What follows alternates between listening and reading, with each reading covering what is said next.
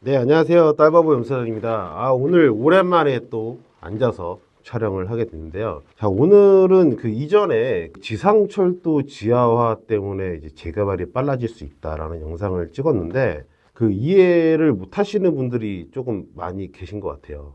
근데 제가 그때 영상을 보더라도 그게 좀 설명을 하다 만 느낌이 있어가지고 오늘 그 부분에 대해서 다시 한번 설명을 좀 도와드리도록 하겠습니다. 지하 사업에 대한 내용을 보시면은 어쨌든 상부 개발 이익으로 그 지상철도 지하화 작업을 하는 비용을 충당하겠다가 핵심이잖아요. 그죠?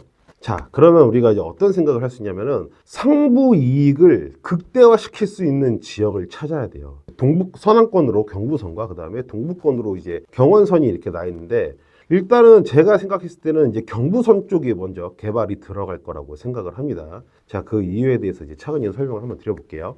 아까 앞전에 말씀드렸던 것처럼 고밀 복합 개발로 인한 개발 이익이 극대화되려면요. 어쨌든 이것도 재개발과 약간 비슷한 관점으로 보게 되는데 사업성이 좋은 지역들 먼저 할 수밖에 없습니다. 그죠? 그 상부의 개발 이익을 극대화시키려면 어쨌든 비싸게 분양을 해도 이게 분양이 될 만한 곳에 해야 되잖아요. 그죠? 그래야 개발 이익을 극대화할 수 있습니다. 자, 그렇게 되면 이제 그 경부선 쪽에서 이제 보면은 뭐 대표적으로 뭐 서울역을 볼 수 있을 거고, 그다음에 두 번째는 뭐 용산역도 좀 볼 수가 있겠죠. 인근에 시세가 굉장히 높게 형성이 되어 있다 보니까 거기도 좀 비싸게 분양을 하더라도 나갈 가능성이 충분히 높기 때문에 그쪽을 볼 수 있고, 그다음에 두 번째는 땅의 용도를 좀 보시면 좋을 것 같아요. 경부선이 지나가는 쪽에 땅의 용도를 왜 봐야 되냐? 이게 우연의 일치라고 해야 될지, 우리가 오세훈 서울시장님이 이제 서남권 대개조를 발표를 하셨습니다. 다들 잘 아시다시피 서남권 지역에 있는 중공업 지역을 개발을 하겠다라는 내용이 되겠죠. 자, 그러면 이제 그 서남권 지역의 중공업 지역을 지나다니는 역들이 어딘가 분명히 있을 거예요.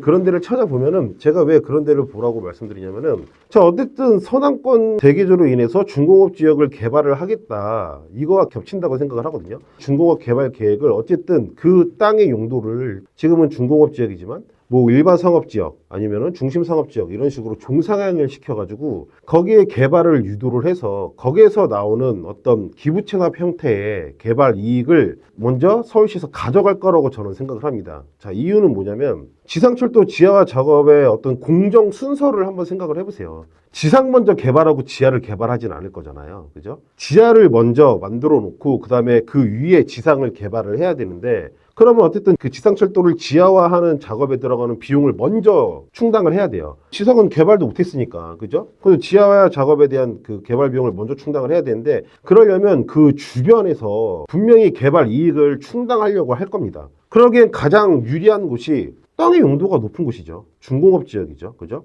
하물며 서남권 대기조도 발표를 했다. 그러면 충분히 용도 지역을 향상시켜 주면서 종상향을 시켜주면서 예를 들어 평당 1,000만 원짜리 땅을 평당 5천만 원, 6천만 원에 팔 수 있잖아요. 그죠? 그럼 거기에 대한 이익을 지상철도를 지하화 작업하는 데 있어서 먼저 쓸 거다. 그러려면 서남권에 위치한 경부선이 지나가는 쪽이 유리하다라고 저는 좀 생각을 합니다. 그렇기 때문에 아까 말씀드린 서울역, 용산역도 뭐 빠르게 되겠지만 제가 봤을 때 영등포도 만만치 않을 거다. 지상철도 지하화에 대한 보도자료 안에 서울역과 영등포역에 명시가 돼 있거든요. 그러니까 여기도 제가 봤을 땐 좀 빠르게 진행될 가능성이 높다라고 생각이 들고요. 자, 그러면 이 다음을 좀 생각해 봐야 될 게, 그럼 주변에 땅의 용도가 높지 않은 곳들은 어떻게 하냐. 자, 또 이것도 이제 재개발과 혹은 재건축과 좀 연관 지을 수 있을 것 같습니다. 제가 왜 지상철도 지하화 때문에 주변의 재개발이 빨라질 거라고 예상한 이유가 이건데요.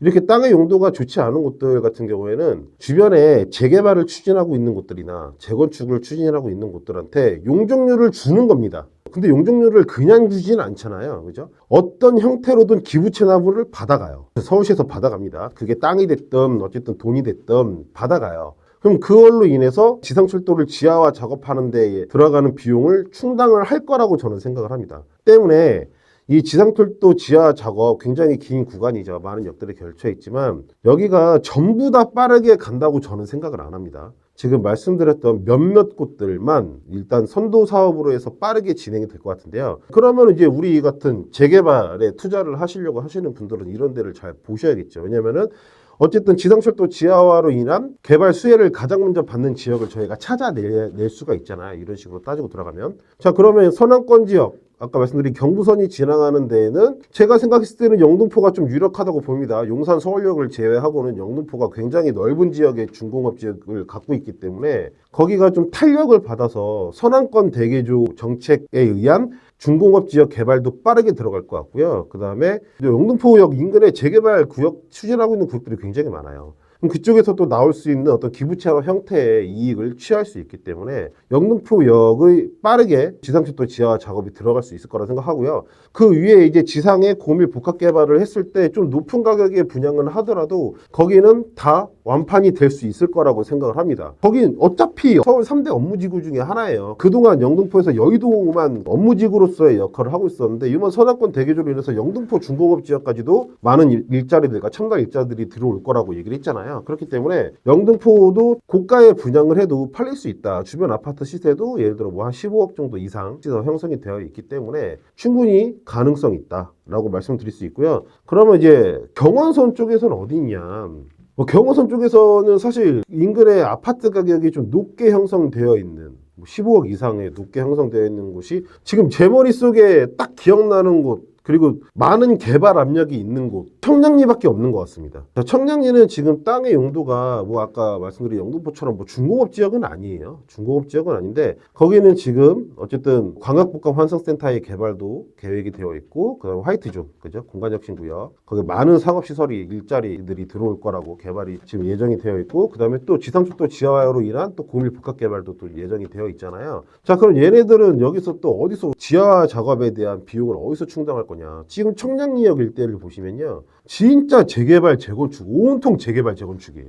온통 재개발 재건축인데, 그러면은 당연히 용적률에 대한 인센티브를 줘가면서 기부채납 형태로 어떻게든 그 이익을 가져와서 지상철도를 지하화하는 작업에 그 비용을 쓸 수 있다. 그렇기 때문에 이 지상철도 지하화 작업으로 인해서 인근의 재개발 속도도 빨라질 수밖에 없다라고 말씀드리는 이유가 바로 이런 것 때문입니다. 자, 재개발 구역에서는 용적률을 많이 주니까 뭐 기부채납으로 당연히 받아가겠지만 용적률을 많이 주면 어쨌든 간 사업성이 좋아지는 건 팩트입니다. 그럼 그 구역의 조합원분들 혹은 주민분들이 사업성이 좋아지니까 더욱더 개발에 대한 의지가 높아질 거고 속도도 굉장히 빠르게 진행이 되겠죠. 그러니까 이러한 서로 간의 어떤 상호작용 때문에 이 지상철도 지하화 이것 때문에 주변에 있는 재개발 구역들의 추진 속도나 사업성이 더 개선이 될 수 있다라고 제가 앞전 영상에서 설명을 드리고 싶었지만 굉장히 짧게 단축해서 설명을 드려서 오늘 좀 보충으로 말씀을 드리고 있습니다. 자, 뭐 영등포 쪽에 뭐 재개발 투자하신 분들 제가 봤을 때는 너무 좋은 선택이신 것 같고요. 그 다음에 청량리 쪽도 지금 많이 재개발 재건축들을 하고 있기 때문에 이쪽도 제가 봤을 때 좀 많이 유리하게 작용을 하실 것 같습니다. 서울의 3대 업무지구가 강남, 여의도, 영등포, 그 다음에 중구 쪽이었잖아요. 이 세 군데밖에 없었잖아요. 근데 청량 쪽은 지금 딱 봐도 여기는 업무지구로 지금 바꾸려고 지금 계획을 하고 있는 것 같아요. 그만큼 개발 압력이 굉장히, 왜냐면 교통도 굉장히 편리하잖아요.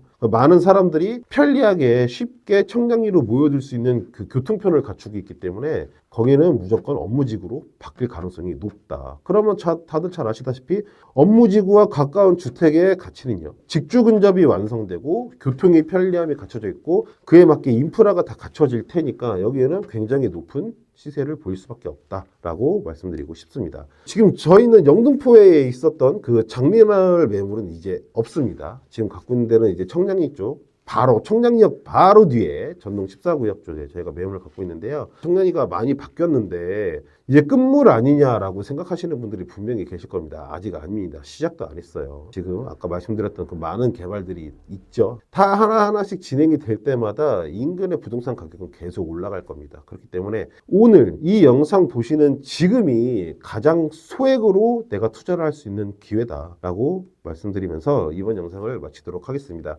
청량리역 전동 14구역에 대해서 궁금하신 점이나 그 다음에 매물에 대한 문의가 필요하신 분은 위 번호로 연락을 주시면 자세하게 안내 도와드리도록 하겠습니다. 구독, 좋아요, 알림 설정까지 부탁드릴게요. 감사합니다.